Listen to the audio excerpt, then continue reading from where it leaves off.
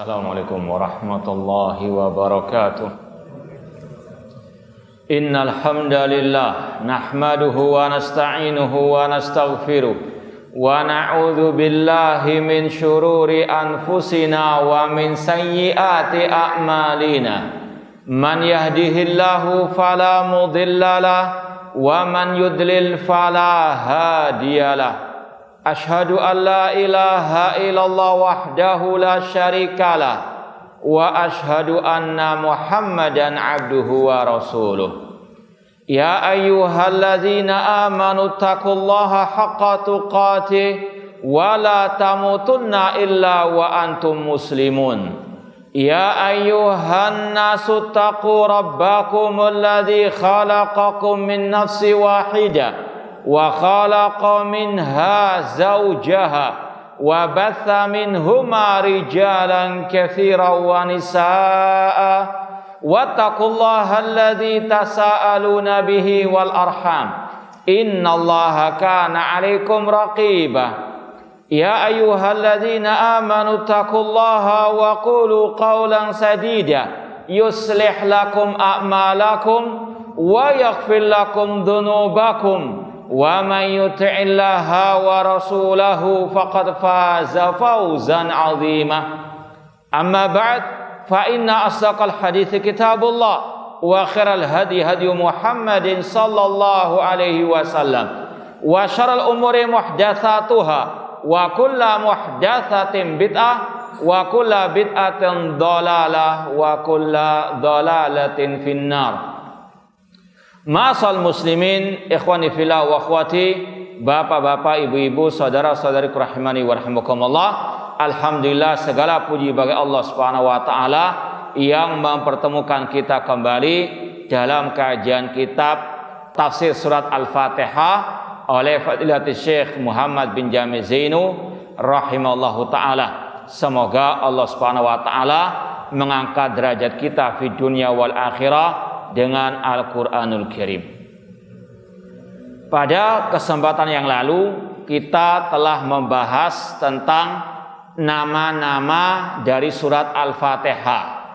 Ada namanya Ummul Quran, Ummul Kitab, As-Sab'ul Mathani, Al-Quranul Azim. Demikian pula Fatihatul Kitab, As-Salah, Alhamdu, Ar-Ruqyah. Ini yang terakhir kita sampaikan kemarin. Kemudian ditambahkan di sini nama lain dari Al-Quran atau surat Al-Fatihah, Asasul Quran, pondasinya Al-Quran. Karena intisari Al-Quran ada pada surat Al-Fatihah.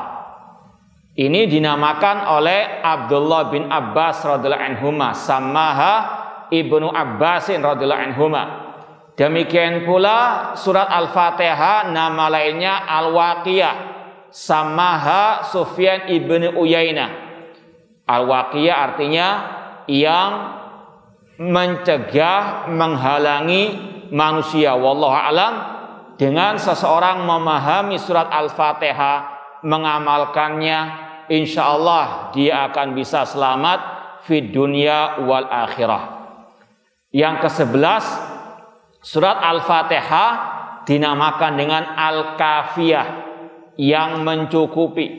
Samaha Yahya ibnu Katsir, dinamakan oleh seorang ulama salaf yang bernama Yahya ibnu Katsir. Ini nama-nama lain dari surat Al-Fatihah.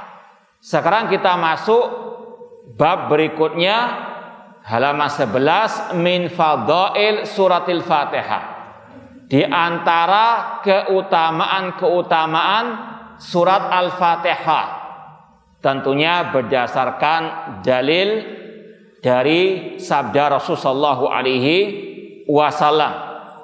Karena masalah keutamaan surat dan seterusnya ini merupakan sesuatu yang tauqifiyah, membutuhkan dalil entah dari Al-Quran maupun sunnah Rasulullah alaihi wasallam.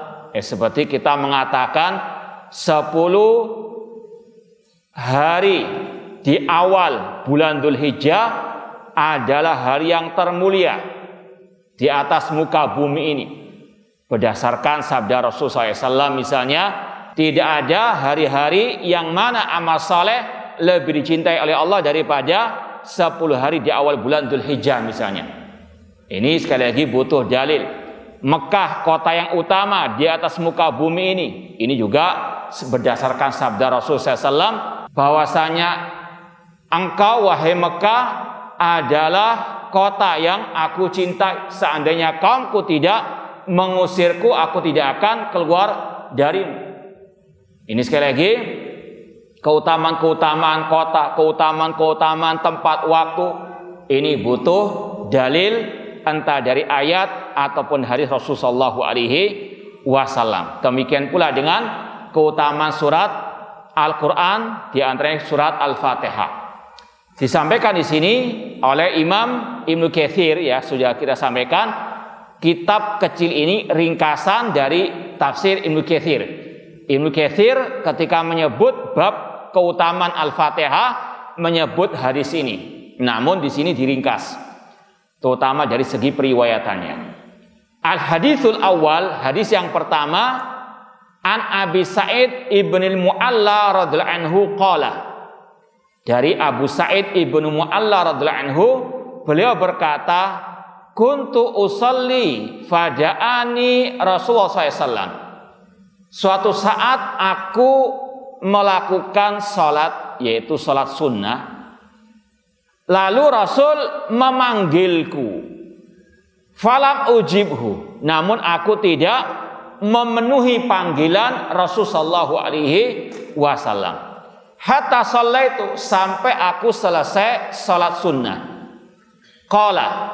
Kemudian Abu Sa'id mengatakan fa'ataituhu, selesai aku salat sunnah, aku pun mendatangi Rasulullah SAW. Faqala, maka Rasul pun bersabda, ma mana'aka an ta'tiyani, apa yang mencegahmu wahai Abu Sa'id untuk mendatangiku, memenuhi panggilanku waktu aku memanggilmu tadi? Qala, Abu Sa'id mengatakan, qultu ya Rasulullah, inni kuntu usalli. Ya Rasulullah, aku waktu itu sedang salat. Qala, Rasul pun bersabda, alam yakulillah ta'ala, tidakkah Allah berfirman, ya ayyuhalladzina amanu stajibu lillahi walirrasuli idza da'akum lima yuhyikum. Wahai orang-orang beriman, penuhilah panggilan Allah dan panggilan Rasul apabila keduanya memanggil kalian untuk menghidupkan kalian. Kata para ulama, menghidupkan hati-hati kalian. Surat Al-Anfal ayat 24. Summa qala, kemudian Rasul bersabda, lau allimannaka a'dhama suratin fil Qur'an qabla an takhruja minal masjidi. Sungguh kata Rasul, aku akan mengajarkan kepadamu surat yang paling agung di dalam Al-Quran sebelum engkau keluar dari masjid. Inilah sebab penamaan atau judul buku yang ada di hadapan kita, ya, tafsir wa bayan li a'dhami suratin fil Quran. Tafsir dan penjelasan terhadap surat termulia di dalam Al-Quran. Jadi kata-kata judul buku ini diambil dari sabda Rasul ini. Lau allimannaka a'dhama suratin fil Quran. Kata Rasul, aku akan mengajarkan kepadamu wahai Abu Sa'id surat yang termulia di dalam Al-Quran sebelum engkau keluar dari masjid. Qala, lalu Abu Sa'id berkata lagi, fa'akhadha biyadi, Rasul pun memegang tanganku. Falamma arada an yakhruja minal masjid, qultu ya Rasulullah. Ketika beliau mau keluar dari masjid, aku pun berkata, wahai Rasulullah, innaka qulta lau allimannaka a'dhama suratin fil Quran. Ya Rasulullah, bukankah engkau telah berkata, aku akan mengajarkan kepadamu surat termulia, teragung di dalam Al-Quran. Maka Rasul menjawab, na'am, iya betul, yaitu surat Alhamdulillahi Rabbil Alamin, yaitu surat Al-Fatihah, yang nama lainnya adalah As-Sab'ul Mathani. Ini yang sudah kita sampaikan tadi dan pertemuan yang lalu. Nama lain surat Al-Fatihah As-Sab'ul Mathani, 7 ayat yang diulang-ulang bacaannya, yaitu ketika sholat. Wal Qur'anul Azim, nama lain Al-Fatihah juga Al-Qur'anul Azim, Al-Quran yang sangat agung. Maksudnya tadi surat Al-Fatihah adalah intisari dari Al-Qur'anul Al-Azim, Al-Qur'anul Karim, alladzi utituhu. Hadis ini diriwayatkan oleh Imam Al-Bukhari, yaitu khususnya dalam kitab tafsir atau bab tafsir, ya, bab tafsir ada keutamaan surat Al-Fatihah. Yang punya kitab Sahih Bukhari bisa dilihat dalam bab masalah tafsir tentang keutamaan surat Al-Fatihah. Ikhwani fillah wa akhwati, bapak-bapak, ibu-ibu, saudara-saudariku rahimani wa rahimakumullah. Sekarang akan kita bahas tentang min fawaidil hadis. Faedah-faedah, pelajaran-pelajaran yang bisa dipetik dari hadis tadi. Dialog antara Rasulullah dengan sahabat beliau Abu Sa'id Ibnul Mu'alla. Yang pertama, jawazu du'air Rasul SAW wa nidaihi liman yusallin nafilah wa hiya khasatun lahu wa fi hayatihi. Bahwasanya di antara kekhususan Rasul sallallahu alaihi wasallam adalah dibolehkan bagi beliau memanggil orang yang sedang salat sunnah, dan ini tentunya pada waktu Rasul masih hidup. Kalau sudah meninggal, sudah Rasul di alam barzakh, tidak mungkin bisa berdialog dengan manusia yang masih hidup di atas muka bumi ini.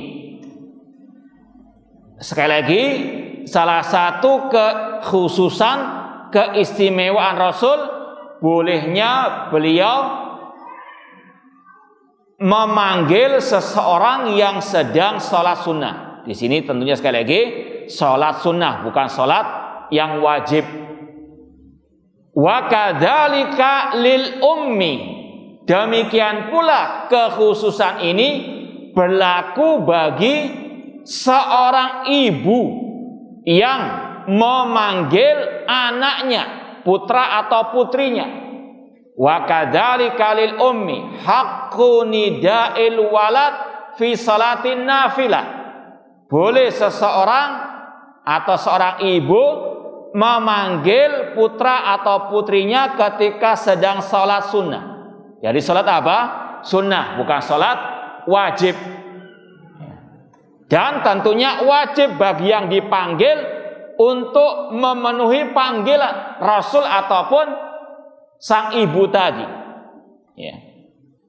Sekali lagi, kalau sholatnya sholat sunnah, otomatis membatalkan sholat apa? Sunnahnya. Ini mungkin mengingatkan kita akan suatu ucapan ulama, di antaranya Imam Ibnu Hajar Al-Asqalani rahimahullah. Beliau mengatakan, man ishtaghala bil fardi anin nafli fahuwa ma'dzurun. Barang siapa yang menyibukkan diri dengan yang wajib, meninggalkan yang sunnah, maka dia diberi udzur. Namun sebaliknya, wa man ishtaghala bin nafli anil fardi fahuwa maghrur. Barang siapa yang menyibukkan diri dengan amalan yang sunnah, meninggalkan yang wajib, maka dia tertipu. Contoh, orang itu rajin sholat qiyamul lail atau tahajud. Karena semangat luar biasa, mulai jam 12 malam start sholat malam sampai jam 4. Capek tidur, bangun jam 7. Betul enggak itu? Hah? Kenapa kok salah? Hah? Sholat sunnah loh ini. Kenapa salahnya? Kelewatan salat apa? Sibuk melakukan yang sunnah, namun meninggalkan yang wajib. Keliru. Ya. Meskipun yang terbaik dua-duanya dilakukan. Cuma jangan sampai meninggalkan yang wajib gara-gara yang mustahab. Maka demikian di sini. Panggilan Rasul atau memenuhi panggilan Rasul, mentaati Rasul wajib. Sedangkan yang dilakukan sholat apa? Sunnah. Mana yang didahulukan? Yang wajib. Memenuhi panggilan orang tua terutama ibu, hukumnya apa? Wajib. Sedangkan yang dilakukan sunnah, maka didahulukan yang apa? Wajib terlebih dahulu. Adapun masalah hak ibu yang memanggil anak tersebut, ini walahu syahidun min haditsir rahib alladzi da'athu ummuhu fi shalah falam yujibha fada'at alaihi fastajaballahu du'aaha. Adapun kisah seorang ibu yang memanggil putranya, ini berkaitan dengan hadis dalam Sahih Muslim, yaitu kisah seorang rahib ahli ibadah pada zaman Bani Israel sebelum umat Nabi kita Muhammad sallallahu alaihi wasallam. Ada seorang ahli ibadah yang dia fokus ibadah di tempat ibadahnya. Tadi yang dimaksud adalah ibadah yang sunnah. Kemudian ibunya memanggilnya, namun sang ahli ibadah dalam hatinya berkata, aku sholat terus ataupun memenuhi panggilan ibuku. Namun dia tetap sholat. Sampai beberapa kali kejadian itu, ibunya memanggil, tetap dia fokus sholat sunnah. Maka karena kesalnya sang ibu pun mendoakan sang anak, fada'at alaihi, mendoakan dengan kejelekan. Kalau dalam riwayatnya kata sang ibu, ya Allah, jangan engkau matikan anakku yang bernama Juraij sampai engkau memperlihatkan kepadanya seorang perempuan yang nakal lah istilahnya. Dan Allah kabulkan doa sang ibu tersebut. Ini bahayanya apa? Doa sang ibu kalau mendoakan yang jelek terhadap anak-anaknya. Maka hati-hati, jaga alisan, terutama ya untuk orang tua. Bukan hanya ibu saya, namun juga untuk bapak. Hati-hati, meskipun anaknya sangat nakal sekali, doakan dengan baik. Kalau doa yang jelek dikabulkan, nanti yang menyesal apa? Orang tua itu sendiri. Doakan dengan kebaikan. Hadakallah, hadakillah. Semoga Allah berikan petunjuk dan sebagainya. Hati-hati kalau sudah mendoakan dengan kejelekan, Allah kabulkan. Na'udzubillah min dzalik. Kata Rasul SAW, sang ibu pun mendoakan Juraij, sang putra tadi yang nggak mau memenuhi panggilannya beberapa kali, agar Allah memperlihatkannya wanita yang nakal sebelum dia meninggal dunia. Dan Allah pun kabulkan. Kisahnya ada seorang wanita nakal berbuat kekejian dengan seorang pengembala kambing. Namun ketika lahir, artinya hubungan di luar pernikahan. Lalu manusia ketika melihat sang wanita itu melahirkan anak tanpa suami, mereka bertanya, siapa yang berbuat ini? Maka sang wanita pun menuduh Juraij, sang ahli ibadah tersebut apa? Yang melakukan perbuatan keji tersebut. Orang-orang pun marah. Inilah bahaya gosip. Tanpa cross check, tanpa tasabut, orang-orang itu pun langsung menghancurkan tempat ibadahnya Juraij. Ketika itu Juraij pun mendatangi mereka yang telah terbakar oleh gosip. Kemudian Juraij pun bertanya kepada sang anak yang baru lahir tersebut. Ini diantara kata Rasul, bayi yang bisa ngomong seperti Nabi Isa alaihissalam. Di antaranya kisah ini. Juraid bertanya kepada anak yang baru lahir. Ini sesuai dengan kehendak kekuasaan Allah Subhanahu wa taala. Maka sang anak mengatakan bahwasanya bapaknya adalah pengembala kambing tersebut. Maka manusia pun baru sadar ternyata itu gosip yang dusta, gosip yang hoax. Maka mereka pun menawarkan kepada Juraid untuk membangun kembali tempat ibadahnya dari emas dan perak. Namun Juraid pun tidak mau, namun tetap dibangunkan seperti awalnya dari kayu ataupun dari tanah biasa. Intinya sekali lagi, inti daripada hadis tadi sebagaimana kata Syekh Muhammad bin Jamil Zinu di sini, panggilan seorang ibu ini wajib untuk dipenuhi, didatangi. Ya, tidak boleh orang itu tetap sholat sunnah tanpa menggubris panggilan orang tuanya. Ini menunjukkan bagaimana kedudukan orang tua, terutama al-walidah, al-um. Ya, makanya bahkan dalam Al-Quran sendiri Allah Subhanahu wa taala sering menggandengkan antara hak Allah untuk manusia menyembahnya saja, tidak menyekutukannya dengan sesuatu apapun, dengan hak kedua orang tua. Wa'budullaha wa la tusyriku bi syai'a wa bil walidaini ihsana. Kalau tidak salah, Ramadan kemarin pernah kita kaji di masjid ini 10 hak yang wajib ditunaikan dari surat An-Nisa ayat 36.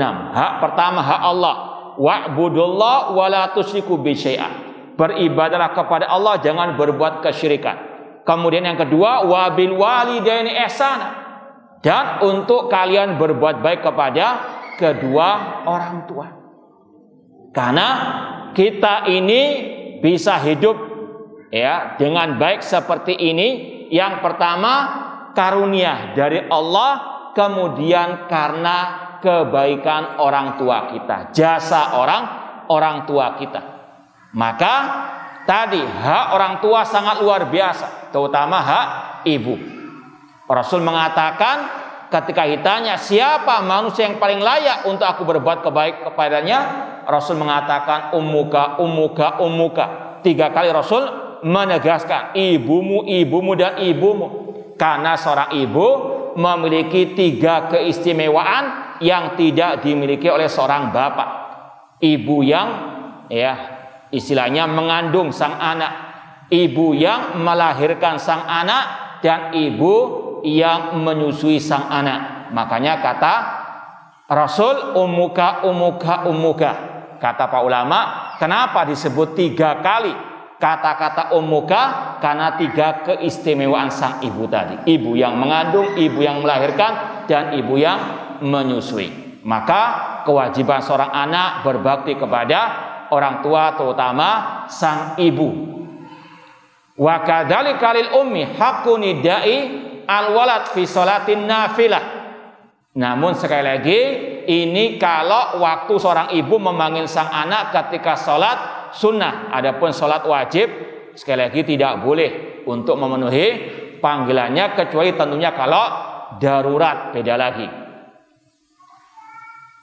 Amma ghair rasul wal adapun selain Rasul, selain ibu, fala yajuzuni ahadin fi salatihi. Adapun selain Rasul, selain ibu, tidak boleh memanggil seseorang ketika orang itu salat.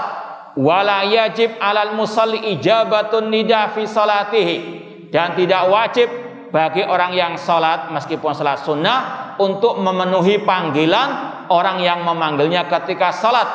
Illa idza kana liinqadhi insanin min khatarin muhaqqaqin, kecuali kalau memang ada hal yang darurat, menyelamatkan seseorang dari bahaya yang memang akan terjadi. Ya, misalnya wallahu alam ada anak yang diajak sholat di masjid, kemudian tiba-tiba misalnya nggak tahu dari mana membawa pisau. Ini harus apa? Dibatalkan sholatnya. Jangan sampai terjadi hal-hal yang tidak diinginkan, entah terhadap anak itu atau terhadap orang lain. Ya. Atau mungkin dulu ada kisah bagaimana Al-Khalifatur Rasyid Umar bin Khattab radhiyallahu taala anhu ketika salat subuh ditusuk oleh Abu Lu'lu' Al-Majusi. Ya, ketika salat subuh, maka sebagian jamaah pun tidak mungkin tinggal diam. Ya, sebagian meneruskan salat subuhnya berjamaah. Ketika itu kalau tidak salah Abdurrahman bin Auf yang menggantikan Al-Khalifatur Rasyid Umar bin Khattab sebagai imam. Ya, makanya Rasul mengatakan liyalini ulin nuha minkum, yang salat di belakangku, makmum yang di belakangku, kata Rasul, yang paling istilahnya pandai dalam bacaan Al-Qur'annya, masalah agamanya, artinya jadi asisten imam. Ya, karena apa? Ketika ada kejadian-kejadian yang tidak diinginkan, langsung asisten itu maju ke depan menggantikan imam, nggak bubar salat berjamaah. Yang lain itu mengamankan yang menusuk Umar bin Khattab tadi.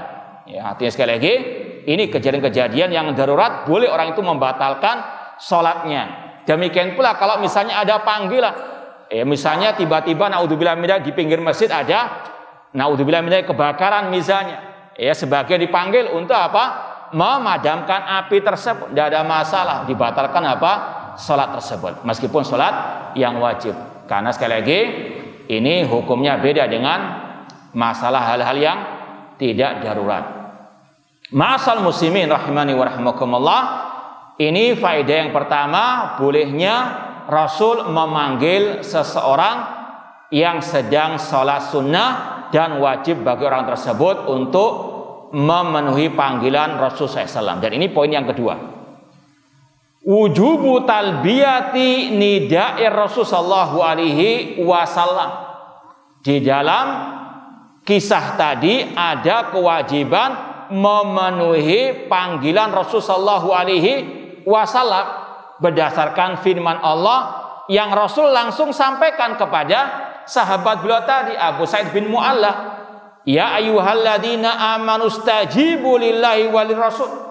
Wahai orang-orang beriman, penuhilah panggilan Allah dan panggilan Rasul apabila keduanya memanggil kalian, menyeru kalian kepada hal-hal yang membuat hati kalian menjadi hidup. Surat Al-Anfal ayat 24. Ayat ini tentunya bukan hanya untuk masalah ini saja, masalah Rasul memanggil orang ketika sholat, namun lebih umum dari itu.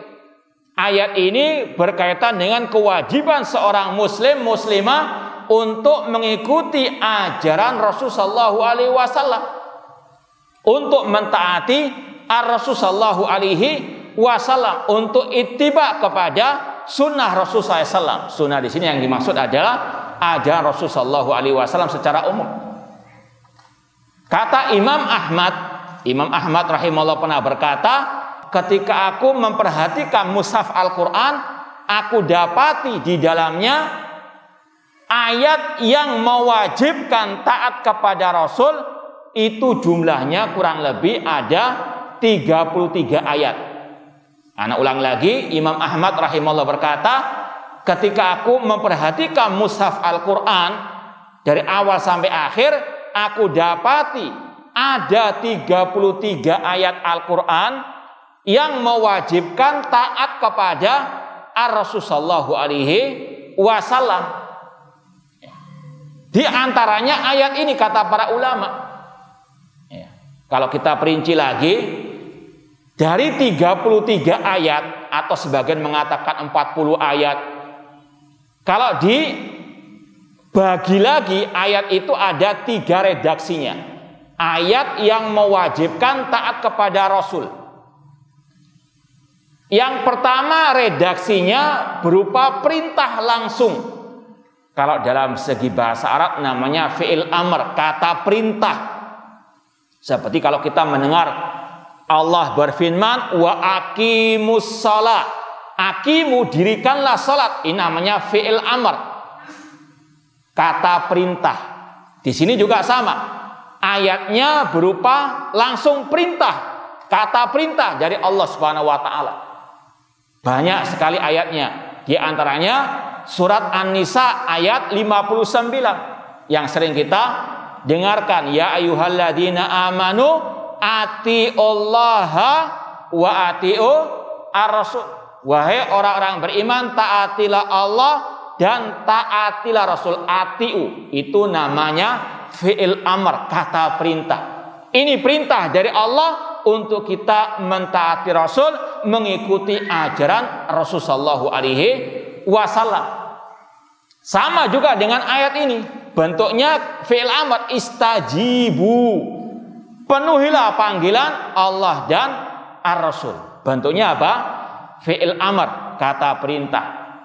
Contoh yang lain, surat Ali Imran ayat kalau nggak salah 31, ayatul imtihan. Qul in kuntum tuhibbunallah fattabi'uni yuhibbukumullah wa yaghfir lakum dzunubakum. Katakan Nabi Muhammad, jika kalian mencintai Allah, ikutilah aku. Ittabi'uni, fattabi'uni. Ini fi'il amr, kata apa? Perintah. Ini bentuk ayat yang berupa perintah dari Allah untuk kita taat kepada Rasul sallallahu alaihi wasallam. Redaksi yang kedua bentuknya pujian dan pahala atau keutamaan bagi yang taat kepada Rasul sallallahu alaihi wasallam. Bentuknya apa? Pujian atau keutamaan atau pahala bagi yang mau mengikuti ajaran Rasul, taat kepada Rasul sallallahu alaihi wasallam. Tadi di antaranya surat Ali Imran. Itu ada dua bentuknya. Fattabi'uni, ikutilah aku, kata Rasul. Yuhibbukumullah, Allah pasti akan mencintai kalian. Kata-kata yuhibbukumullah, kalau kita taat kepada Rasul, Allah mencintai kita. Ini bentuknya apa? Pahala yang Allah sediakan bagi yang mau taat kepada Rasul. Yuhibbukumullah wa yaghfir lakum dzunubakum. Demikian pula dalam surat An-Nisa ayat 13 Allah mengatakan, wa may yuti'illaha wa rasulahu yudkhilhu jannatin tajri min tahtihal anhar.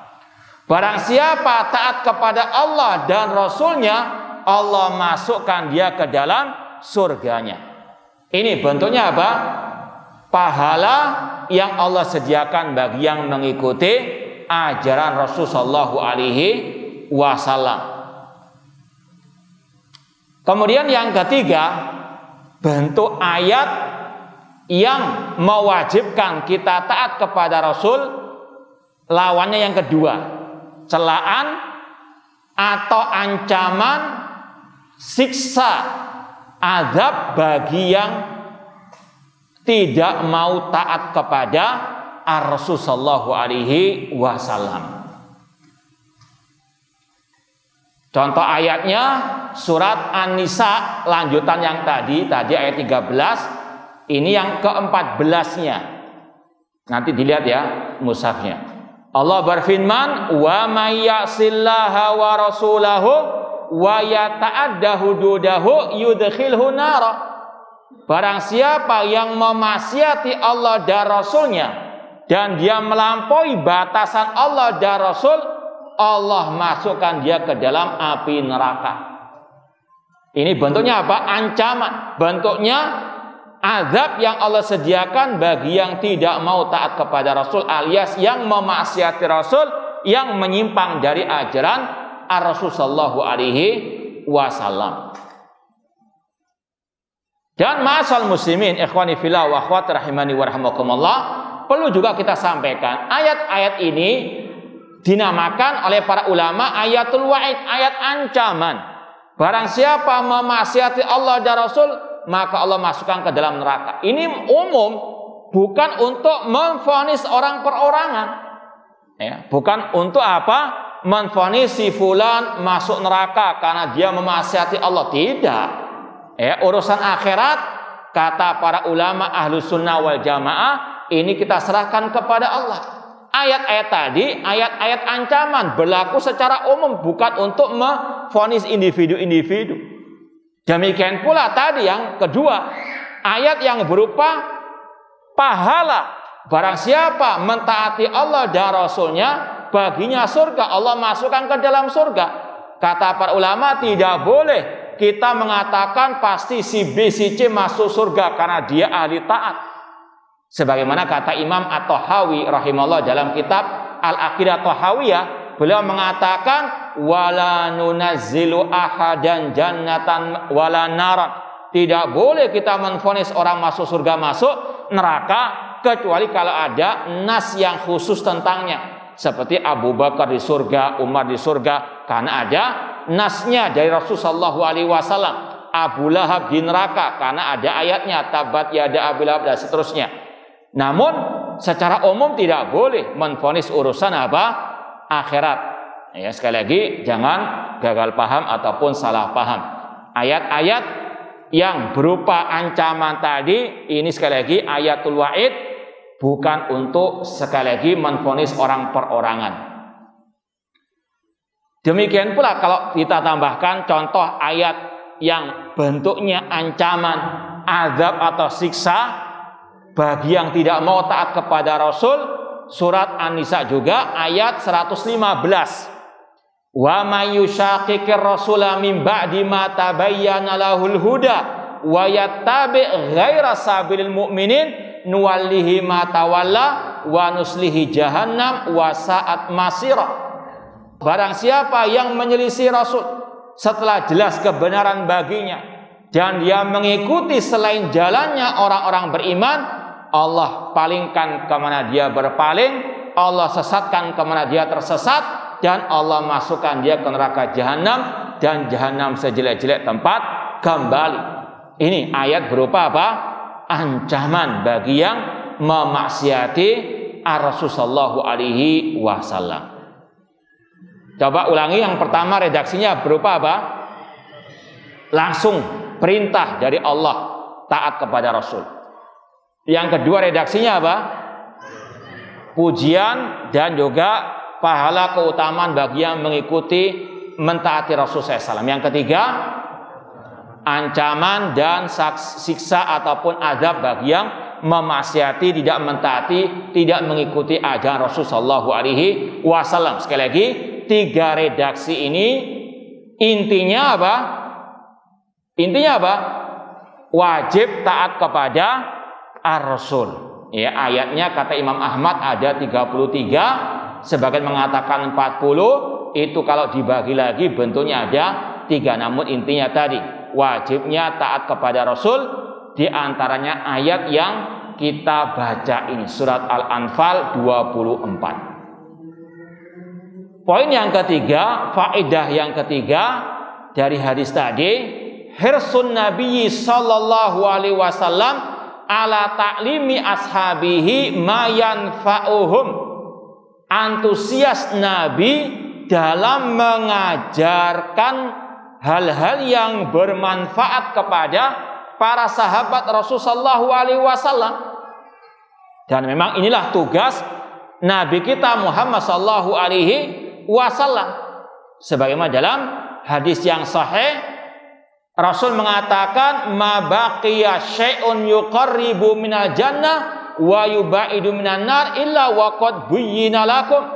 Tidak ada sesuatu yang bisa mendekatkan kalian ke dalam surga, bisa menjauhkan kalian dari api neraka, kecuali telah dijelaskan semuanya oleh Rasulullah sallallahu alaihi wasallam.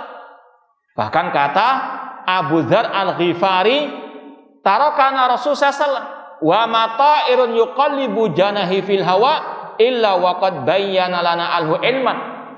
Rasul telah meninggal dunia, Rasul telah meninggalkan kita, dan tidaklah seekor burung terbang dengan kedua sayapnya di udara kecuali telah dijelaskan ilmunya oleh Rasulullah sallallahu alaihi wasallam. Bahkan orang Yahudi pun di zaman para sahabat tahu bagaimana kesempurnaan Islam, bagaimana Rasul menjelaskan segala hal yang dibutuhkan oleh umat manusia.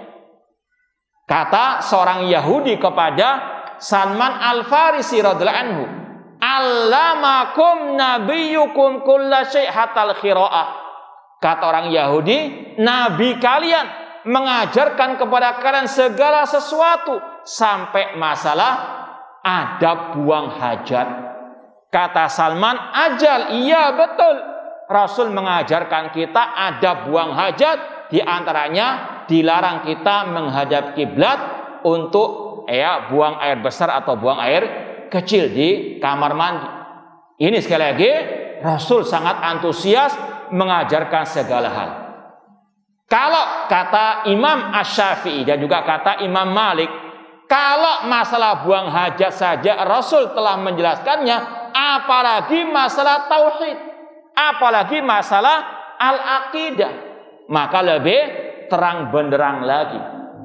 Ini sekali lagi yang harus kita pahami. Rasul sangat antusias, semangat mengajarkan yang luar biasa kepada kita semuanya, menyeru kepada kebaikan, melarang dari kejelekan.